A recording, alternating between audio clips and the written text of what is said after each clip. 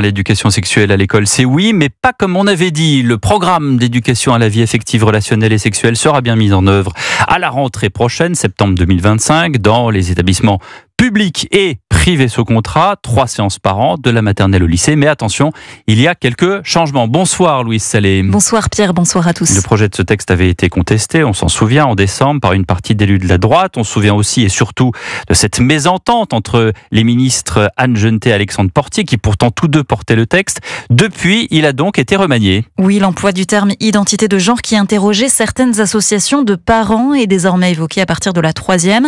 Et avant cet âge-là, la notion de genre est abordée sous l'angle des discriminations dans des expressions conformes au droit pénal. Il est aussi dit que l'éducation à la sexualité, qui n'est pas au programme en primaire mais à partir de la 6e, ne se substitue pas au rôle des familles. Ces derniers doivent être informés quant au déroulé des séances.